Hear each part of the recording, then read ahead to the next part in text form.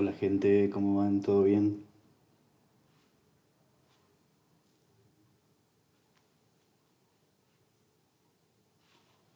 Hoy vamos a hacer como un repaso de lo que vimos en la clase pasada. Bueno, hoy vamos a ver lo que son reacciones y enzimas.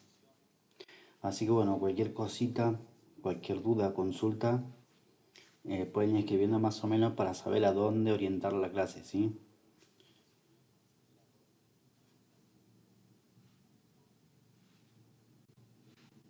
Ok, bueno, vamos a comenzar.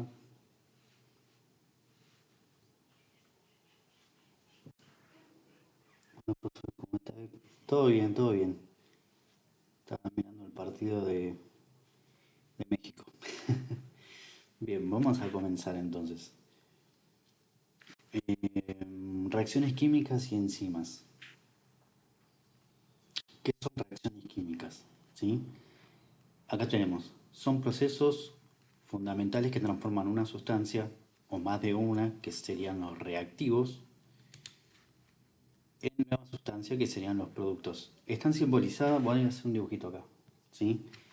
Tienen esta forma las reacciones, pueden ser de A más B, y puede dar un producto como C más D, o puede ser de A más B y dar como producto uno solo. ¿Sí? Bueno, buen jueves, Z, gracias. Este, usualmente tienen este tipo de estructuras, ¿sí? Se pueden observar de esta manera o de esta, o tranquilamente puede ser una descomposición, ¿sí? ¿Cómo me doy cuenta cuál es una descomposición? Cuando vos tenés una estructura, por ejemplo, que estás en A y te da una reacción y como producto llegas a B más C, por ejemplo, ¿sí? Esa sería una reacción de descomposición. Después tenemos las que son reversibles, ¿sí? Que están representadas por dos flechitas, una que va hacia atrás y otra que va apuntando al sentido contrario, ¿sí? En este caso sería esta que está acá. Esta es reversible. ¿Qué quiere decir? Que sumando A más B podemos obtener AB y a su vez, hola Jimé, ¿cómo estás? Y a su vez, ¿sí? La unión AB puede dar productos A más B, ¿sí? Esta es como una reacción de equilibrio más que nada, ¿sí? Cuando estas reacciones se presentan así son reacciones de equilibrio. Y tenemos las que son irreversibles, por ejemplo como estas, en donde la flecha tiene una única dirección, ¿sí? Y no hay vuelta atrás, o sea, se une A más B, ¿sí? Tenemos AB y de ahí no se vuelve para atrás, no hay manera. Después podemos agregar acá, por ejemplo, si queremos tener otra vez A más B, lo que ocurre es una descomposición, ¿sí? Seguramente se utiliza energía, se haga una descomposición y se obtengan nuevamente A más B por separado.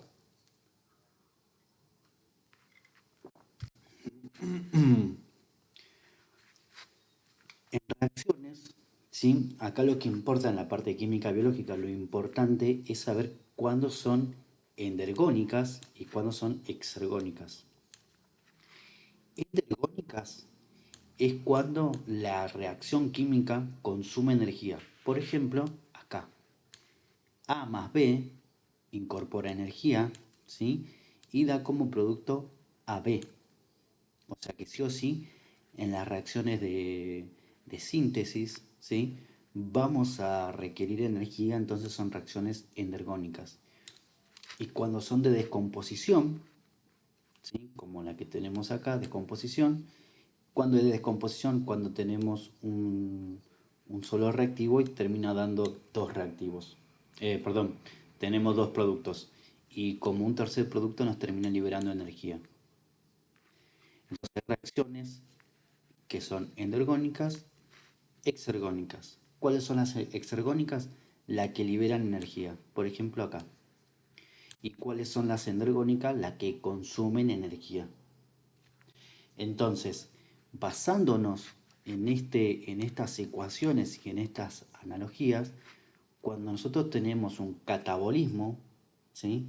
Como la glucólisis, obviamente que la glucólisis viene en varias etapas, ¿sí?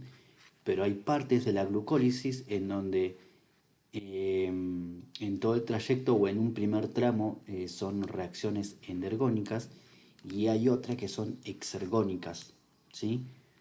Por ejemplo, en la etapa en donde comienza a generar energía, ¿sí? Cuando nosotros decimos que la reacción ya comienza a generar energía, es cuando vos tenés un reactivo, ¿sí? Termina liberando productos y dentro de ese producto tenemos energía. ¿En qué forma? En forma de ATP o en forma de NADH, ¿sí? Esas son las sustancias que nos dan energías. Después hay otra que se llama TGP o GPT, que también es equivalente a lo que sería un ATP. Y las que son endergónicas, ¿sí? Que consumen energía, son las reacciones de síntesis. O sea, que quiere decir, por ejemplo, el pasaje de glucosa a glucosa 6-fosfato, que esa es la parte de fosforilación. En ese paso se consume energía, o sea, vamos a consumir ATP. Entonces, como consecuencia, esa reacción es endergónica, ¿sí? Entonces, usamos ATP, reacción endergónica. Liberamos ATP o cualquier otra fuente de energía y la reacción es exergónica, ¿sí?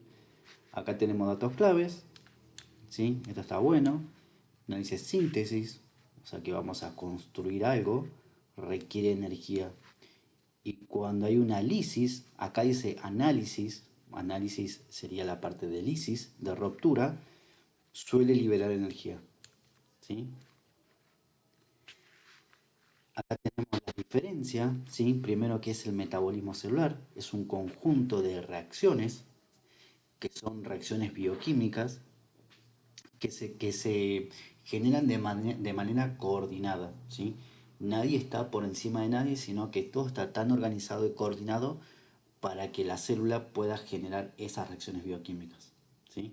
Obviamente que es para mantener vivos esa célula o todo un organismo.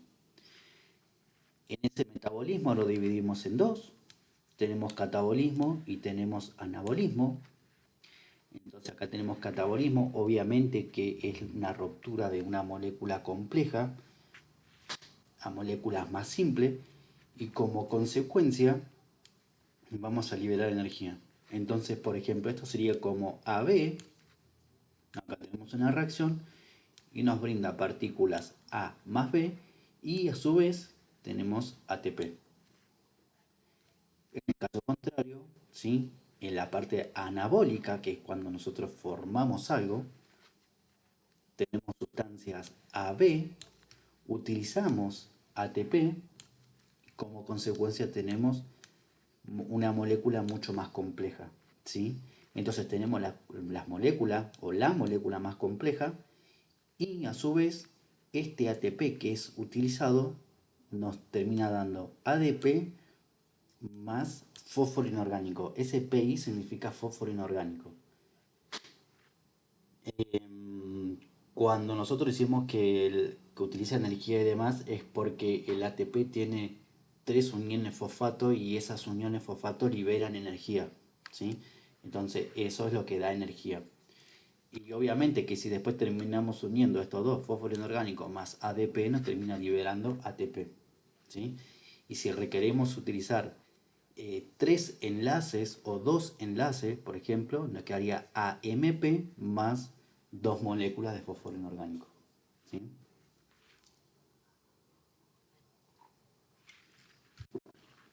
¿Alguna duda hasta acá? ¿Algo que quieran preguntar? Hasta ahora no puse nada complicado, ¿sí? Esto es casi como un repaso de lo que estuvimos viendo, la parte de reacciones.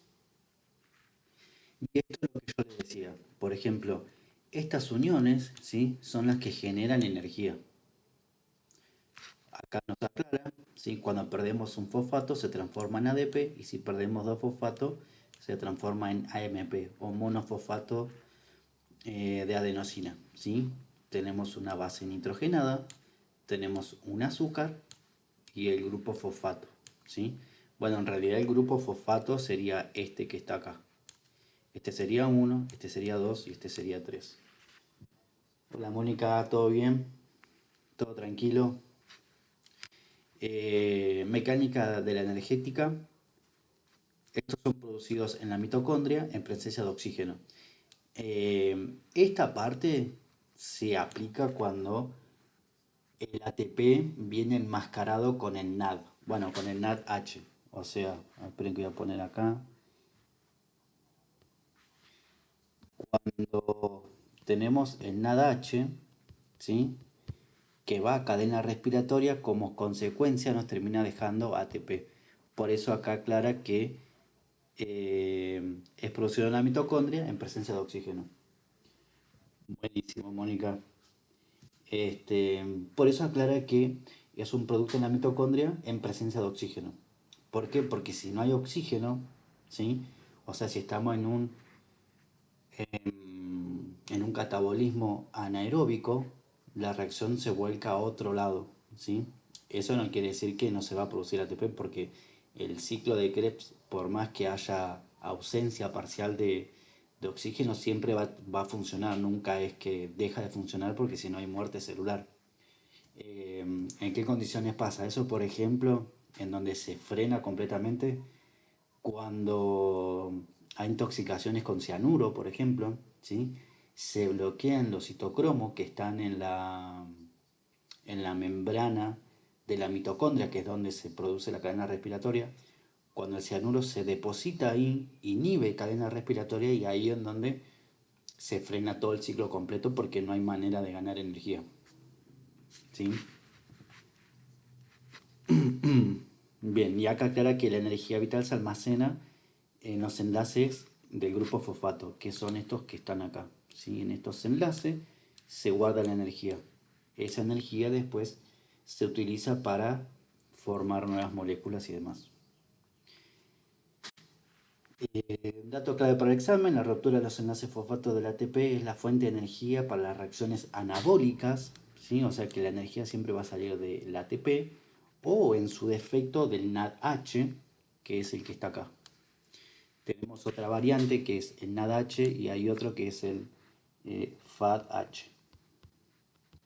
Siempre tiene que tener la H sí o sí, porque eso es lo que le da la energía. Esto después se termina enviando a cadena respiratoria, se obtiene ATP y este ATP se vuelve a utilizar en las reacciones anabólicas, por ejemplo. ¿Sí? Entonces, en principio, nosotros tenemos la molécula de ATP, ¿sí? Y a su vez tenemos estas dos variantes, que es lo que también nos terminan dando energía en cadena respiratoria. Hacen como un canje con los protones y terminan liberando el ATP. Bien. Características de las enzimas, ¿sí? Bueno, fíjense que tenemos 5 tipos o 5 características. Aumenta la velocidad de la reacción química. ¿Esto qué es?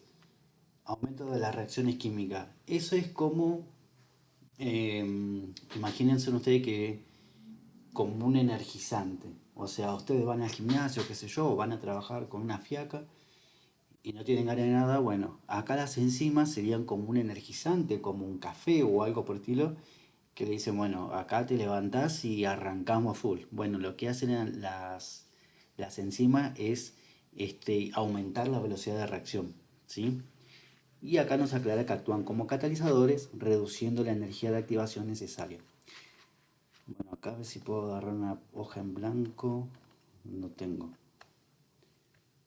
Voy a utilizar acá. Eso de la energía de activación, calculo que lo habrán visto, pero por ejemplo, en una gráfica, acá nosotros, lo que tienen los gráficos, ¿sí? Explican un montón de cosas y se ahorran un montón de palabras. Eso es lo bueno. Así que cuando ustedes vean gráficos, traten de analizarlo, de mirarlo y de entenderlo, porque eso les va a ayudar a no memorizar palabras, ¿sí? Sino ya mirando el gráfico se van a ir dando cuenta qué es lo que sucede. Entonces acá dice, bueno, actúa como catalizador reduciendo la energía de activación.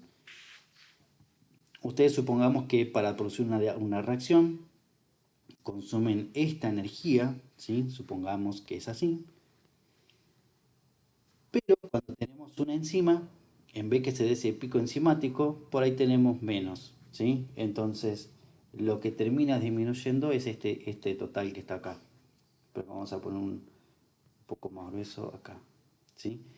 Entonces, en el primer tramo, ¿sí? O sea, este que está acá arriba, ese es sin acción enzimática. Y este, ¿sí? Es con acción enzimática, o sea, disminuye la energía de activación y se produce la reacción igual. Entonces, abaratamos costos, por así decir. ¿Sí? Eso es lo que tiene la utilidad de enzimas. No forman parte de productos finales, es decir, que cuando hay una reacción química no va a formar parte de los productos, ¿sí? Las enzimas se recuperan inalteradas al final de la reacción y no se incorporan a a las nuevas moléculas formadas. Por ejemplo, cuando nosotros teníamos DA, ¿sí?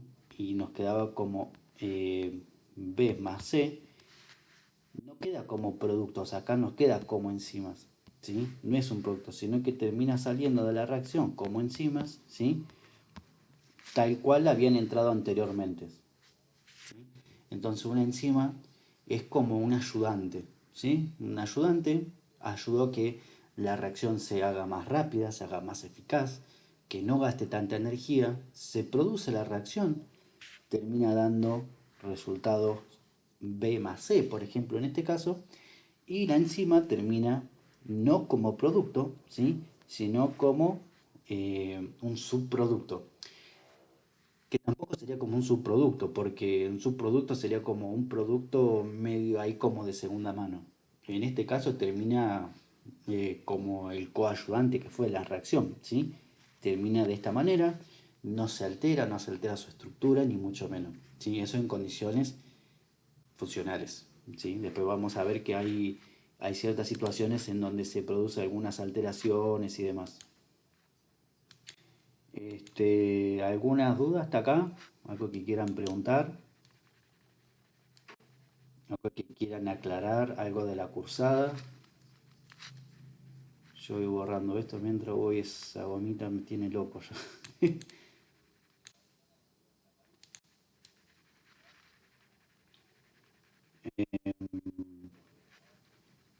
Hasta acá no hay nada raro, o sea, es más o menos lo que veníamos chusmeando.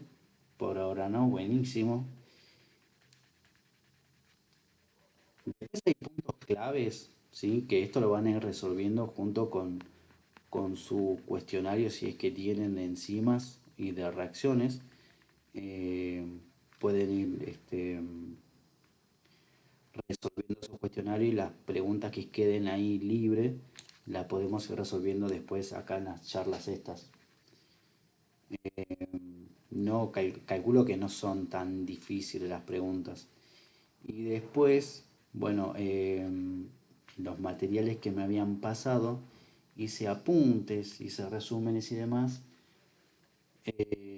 con puntos clave y todas esas cosas para que se lo pueda dictar yo por acá y puedan resolver modelos de exámenes o cuestionarios que tengan ahí para resolver.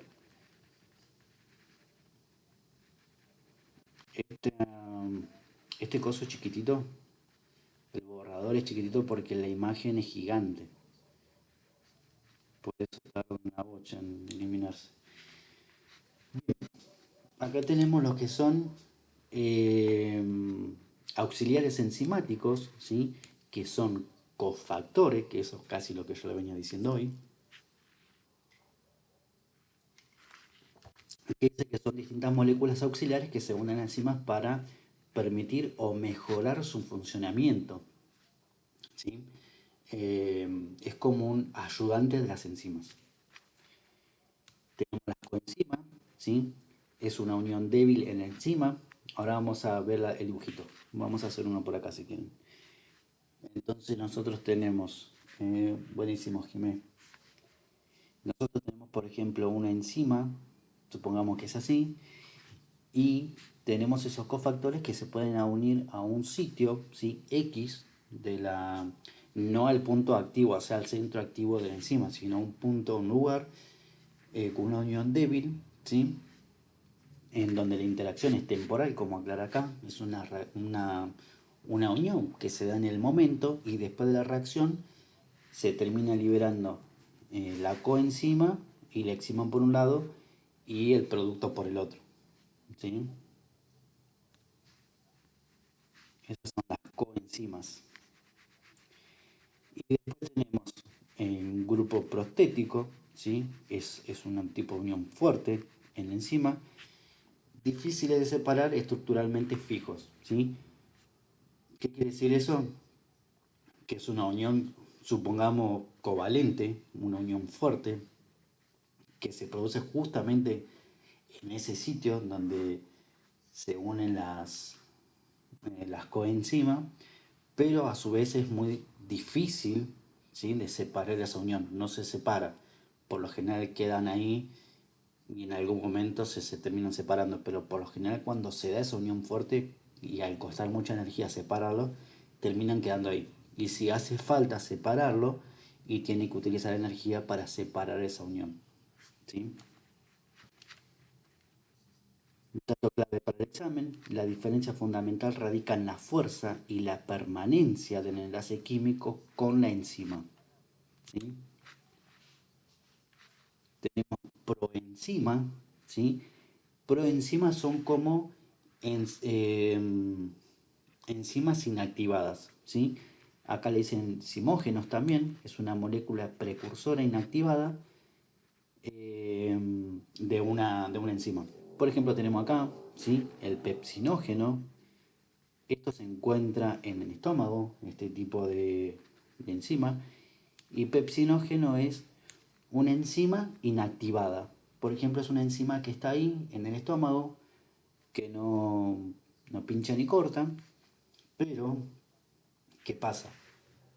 Cuando uno empieza a comer, ¿sí?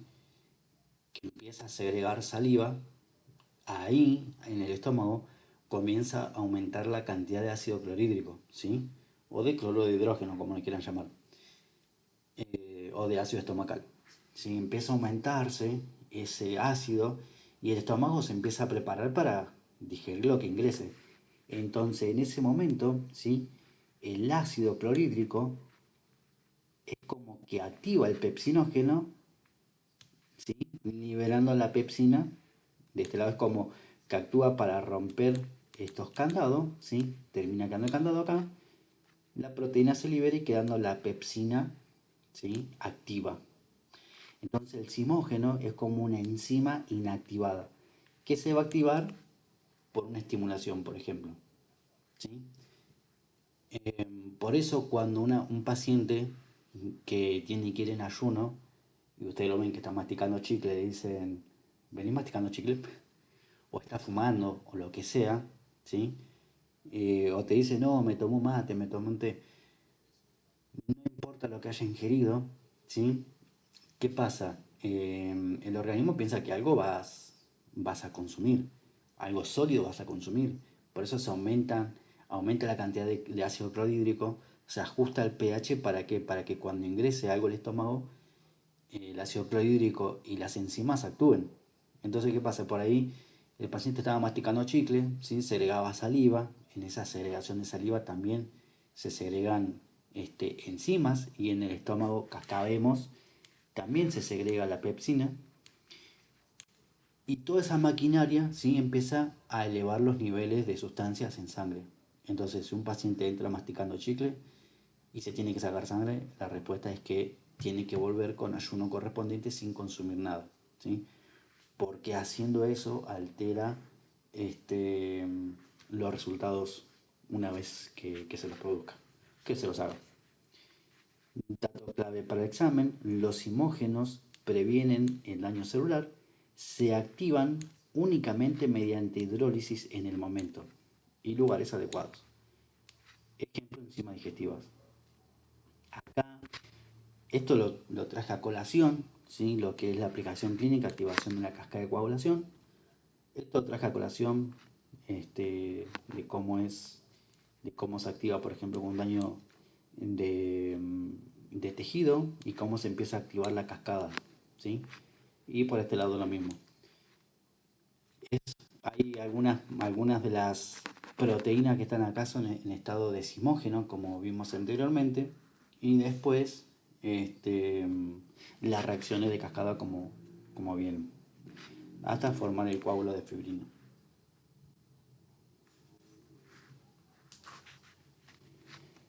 Esto creo que no entra en esta materia, así que no lo paso de largo por las dudas. Y tenemos inhibidores. Si alguien me dice, si alguien me dice que lo están viendo, lo chumeamos un ratito, si no, lo pasamos.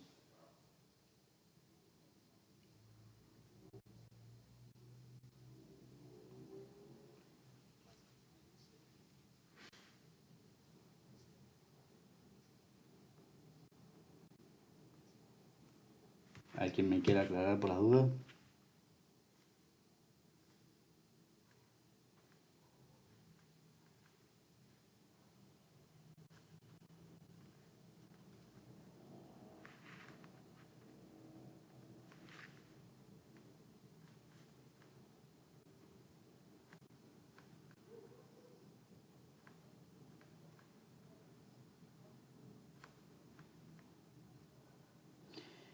Pásalo. Buenísimo. Tenemos entonces inhibidores enzimáticos. ¿Qué son inhibidores?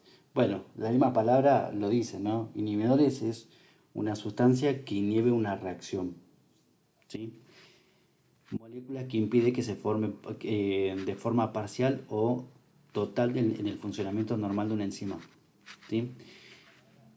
Por ejemplo, como lo es el cianuro, ¿sí? Que inhibe la cadena respiratoria. Bueno, los inhibidores funcionan de la misma manera. Estamos con delay. No, es que me quedé colgando leyendo algo. Me había quedado ahí leyendo algo y estaba esperando que me respondan. Em, Bien, esos son las enzimas, ¿sí? Los inhibidores enzimáticos. Es una sustancia que inhiben parcial o totalmente el funcionamiento de una enzima.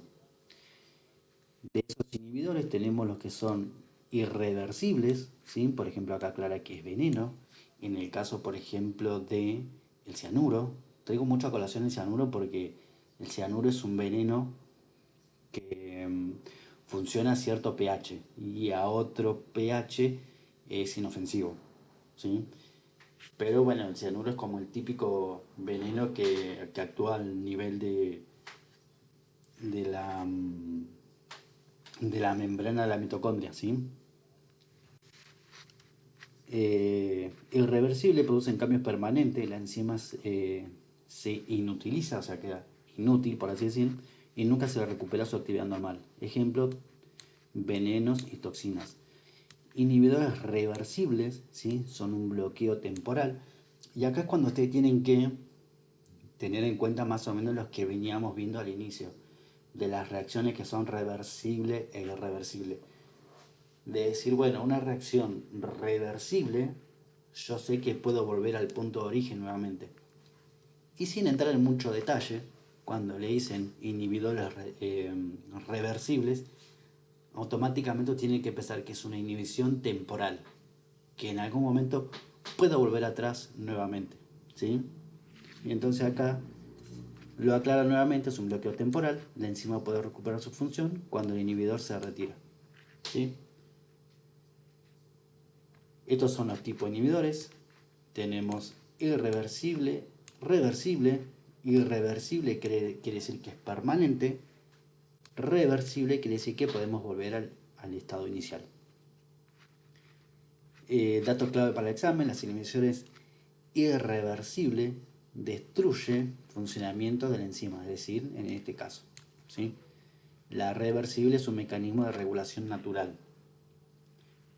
Ese es buen dato, ¿sí? Todas las reacciones que son, todos los inhibidores que son del estilo reversible es un mecanismo de regulación natural. En el que es irreversible, termina destruyendo la capacidad o la función enzimática. tenemos los mecanismos acá. Mecánica de inhibición reversible. Reversible quiere decir que podemos volver nuevamente. Tenemos inhibidores competitivos. El inhibidor es similar al sustrato. ¿Cuál es el sustrato? Es el reactivo. ¿Se acuerdan cuando yo ponía A más B, por ejemplo? Bueno, el sustrato es uno de estos dos, o los dos. Entonces el inhibidor es similar al sustrato, compite físicamente por el espacio en el sitio activo. Este es típica la estructura del Pac-Man, ¿sí? En donde tenemos el dibujito.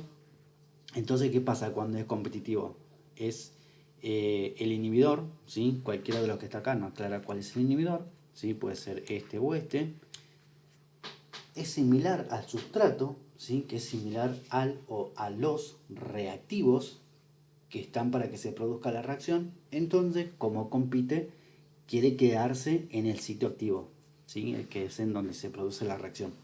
Entonces se termina colando en ese lugar. Va a competir, ¿sí? Y los no competitivos, ¿sí? El inhibidor se une en sitios diferentes. Por ejemplo, acá. Deforma la enzima bloqueando el sitio activo a distancia, ¿sí? O sea que lo va a bloquear de alguna manera, ¿sí? Pero no es competitivo como en el anterior. Datos clave para examen. Competitivo, ¿sí? En este caso, bloquea directamente el sitio activo. No competitivo, lo bloquea, pero de manera indirecta. Un sitio alterno, ¿sí? O sea que estos cuadraditos, por ejemplo, son como resúmenes, por así decir, de los dibujitos. Los dos tienen las mismas funciones, nada más que uno lo hace de manera indirecta y el otro lo hace de manera directa. Fíjense que acá tenía la forma tipo B de Pac-Man, pero cuando el inhibidor se colocó en otro sitio, ¿sí? Lo que hizo fue deformar el sitio activo. Fíjense que tiene como una cosa media rara acá. Entonces deformó el sitio activo y listo, ¿sí? Regulación enzimática, ¿sí? Para regulación avanzada, perdón, enzimas alostéricas. Tenemos, por ejemplo, acá sitio activo. No sé cómo lo ven en... ¿Cómo se llaman? No sé cómo lo ven ahí, si lo ven clarito o no en la imagen, en el video.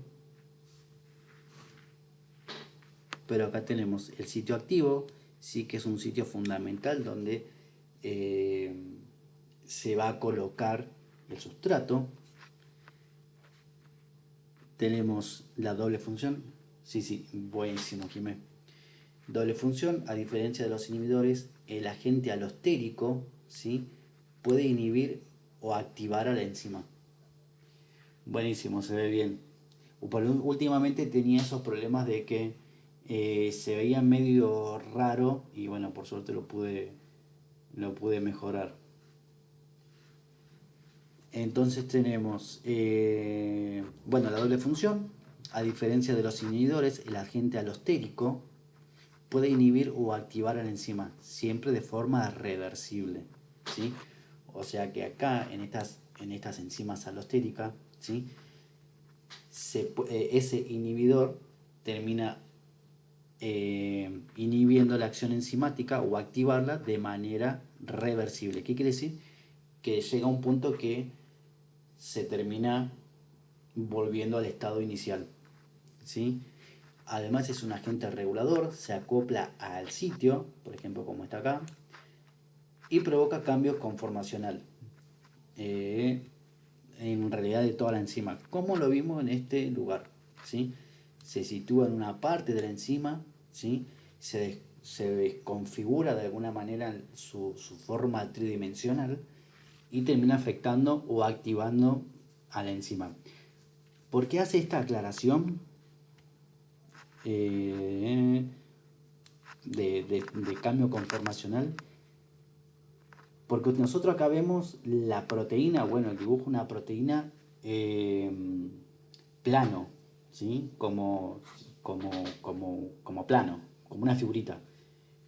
Pero las proteínas tienen sus estructuras tridimensionales únicas, ¿sí? ¿Qué quiere decir únicas? Que supongamos que esta enzima que está acá, ¿sí? Esto que está acá, es una enzima que ayuda a fosforilar a la glucosa, ¿sí? Entonces, sea, para que esta enzima sea funcional para fosforilar a la glucosa, de glucosa a glucosa 6-fosfato, ¿sí? O quiere isomerar o lo que sea, esta enzima, ¿sí? Esta tiene que ser adaptada o tiene que ser o es única para esa reacción, ¿sí? Para que eso se produzca, la glucosa, ¿sí? Tridimensionalmente tiene su forma única, ¿sí? Para que ese tipo de enzima la capte de manera óptima, ¿sí? Y se produzca la reacción. Si, por ejemplo, ustedes me dicen, ah, bueno, pero una enzima, por ejemplo, que realiza una, no sé, una síntesis en el glucógeno puede actuar fosforilando a la glucosa, por ejemplo, la respuesta es que no. ¿Por qué? Primero porque los funcionamientos son distintos, ¿sí? Y segundo, que la estructura de esas enzimas son muy distintas, ¿sí? Por eso se dice que es una... Las reacciones enzimáticas tienen su cerradura y su llave, ¿sí? O sea, es una llave para una cerradura. Entonces, si hay algún cambio en la configuración de esa enzima, va a afectar directamente a la reacción en donde esa enzima actúa. Y viceversa, porque si nosotros necesitamos que esta enzima, por ejemplo, eh, tenga algún cambio para poder catalizar alguna reacción, y lo más probable es que y sea un simógeno, por ejemplo, entonces se tiene que hidrolizar o se tiene que activar de alguna manera para que pueda actuar. Entonces, en esa hidrólisis sufre un cambio tridimensional y justamente ese cambio es el que se va a adaptar a la reacción o al sustrato X. No sé si se entiende lo que quise decir. Por eso me quieren aclarar si se entendió o no.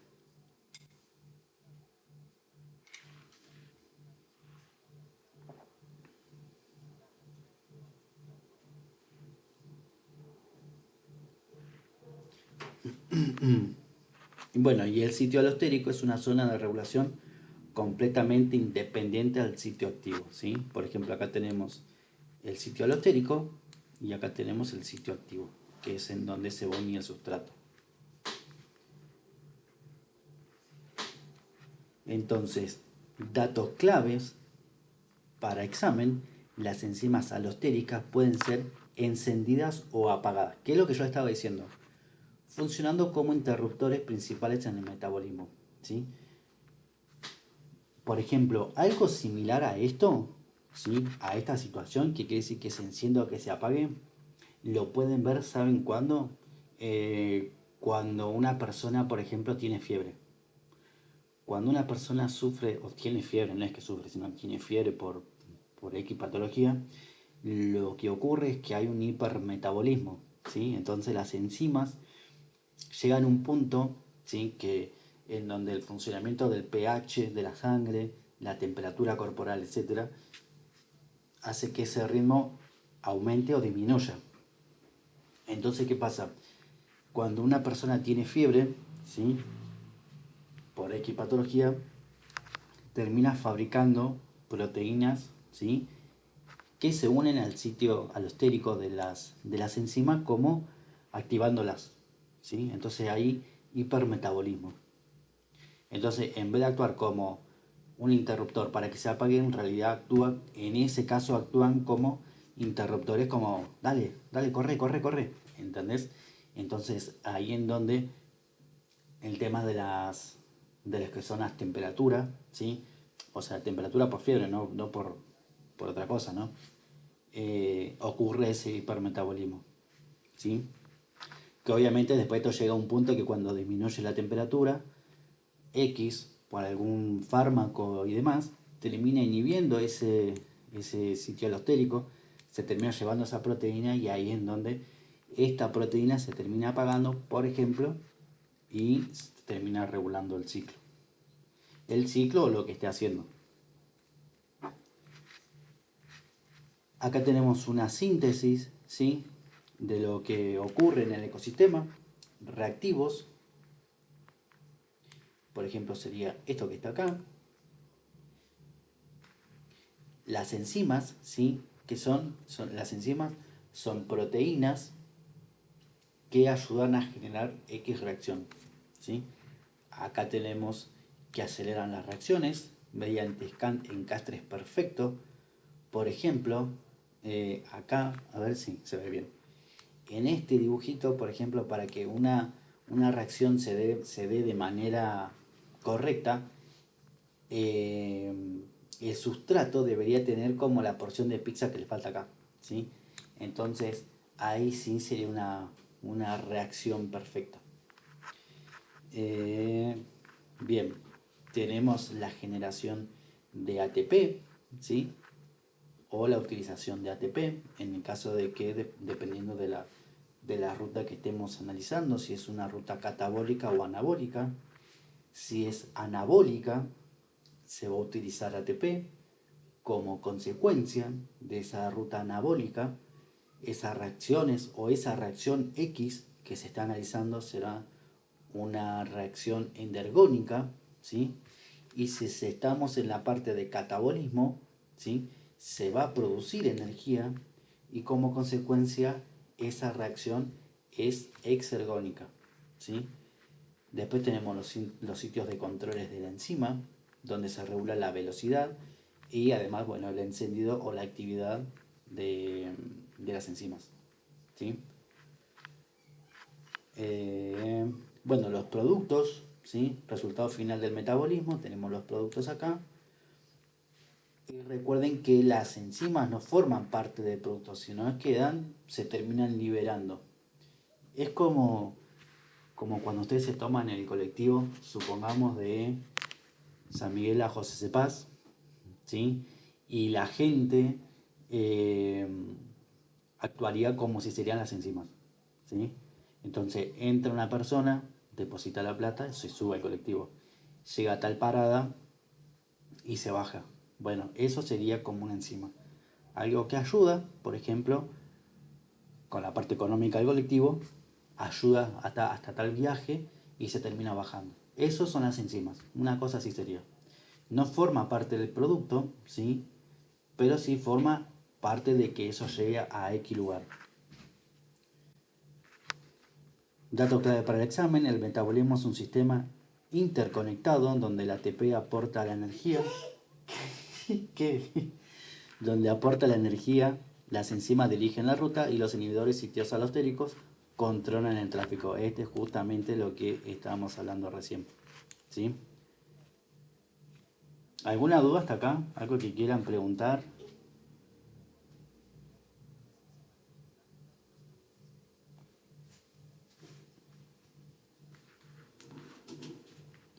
¿Algo que quieran aclarar?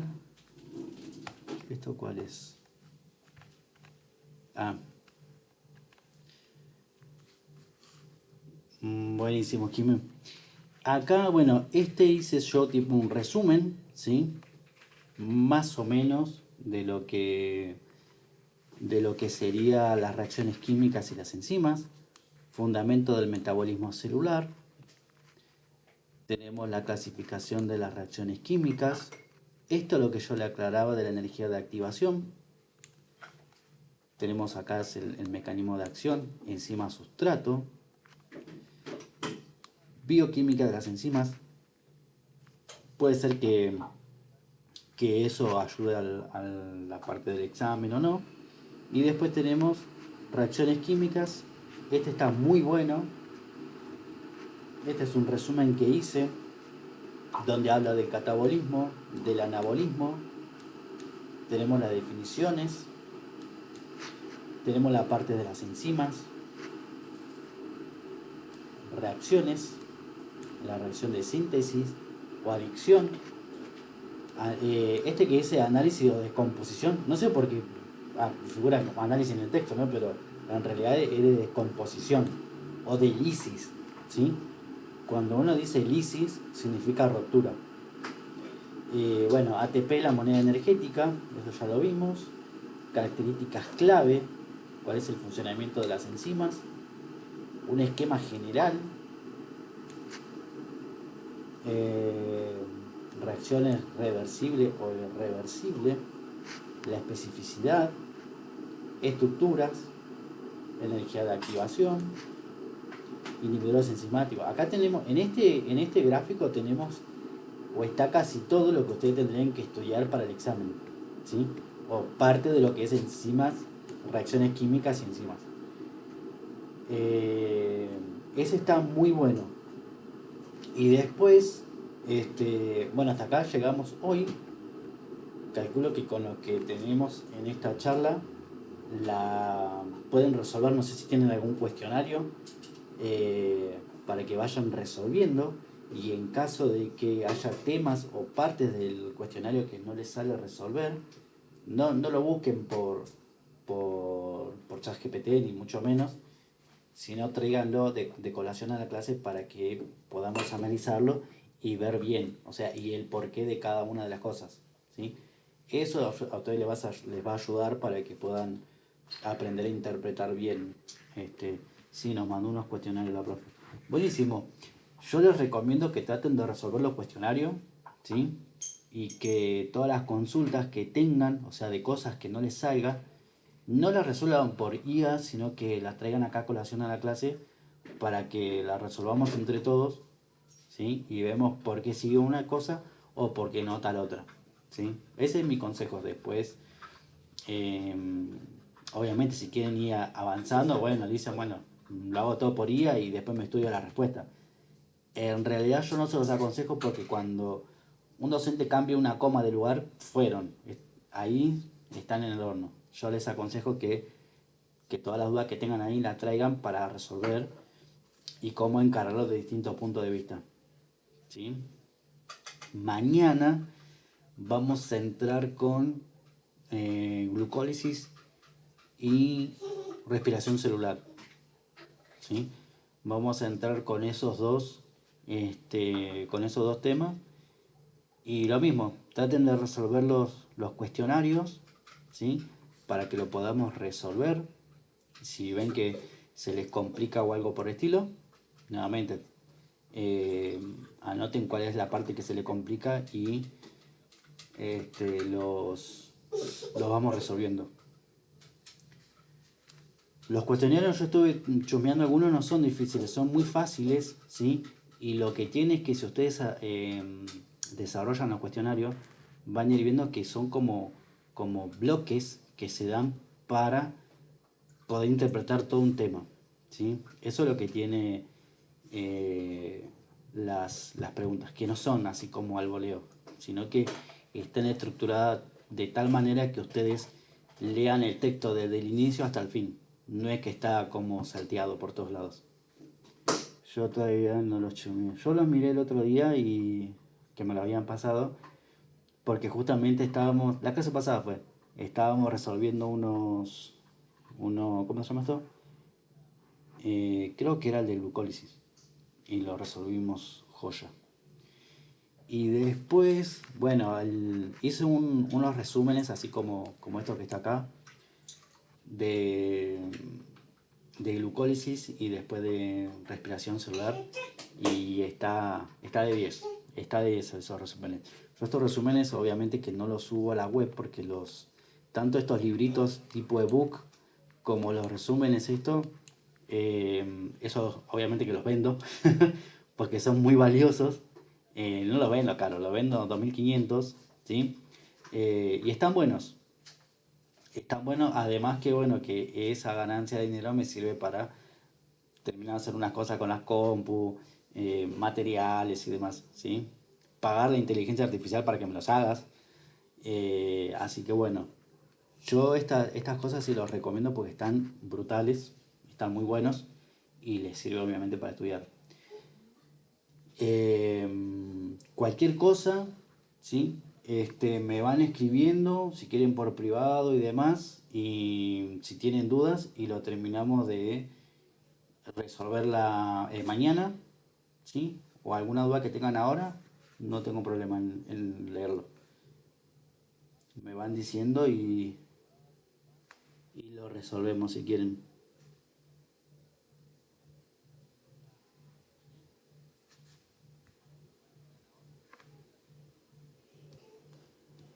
Buenísimo, Jimé. Muchas gracias por la onda, porque creo que soy la única que está hoy. Bueno, somos tres. Buenísimo, Jimé. Bueno, mañana entonces nos quedamos con glucólisis y ¿cómo se llama otro tema? Y respiración celular. No se pierdan esas clases porque va a estar muy buena. Buenísimo, Mónica. Yo después, Moni, voy a hacer un video exclusivo para vos de las patologías. Jaja, es que no fui a clase. Ah, así que tengo que prestar atención. Ah, buenísimo, buenísimo. Y después, Mónica, yo voy a hacer un video, voy a grabar un video exclusivamente para vos hablando de las enfermedades, de lo que es diabetes, arteriosclerosis y después no sé qué otras cosas más había. Sí, voy a hacer un video de eso.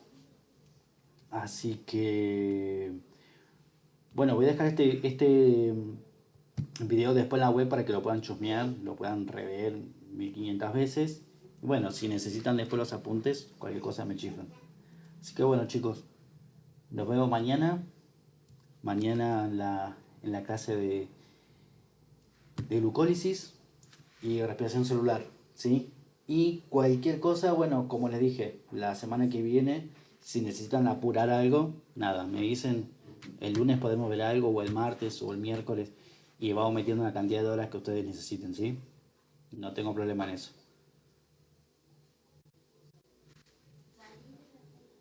Bueno, chicos, los dejo descansar, vayan a ver el mundial.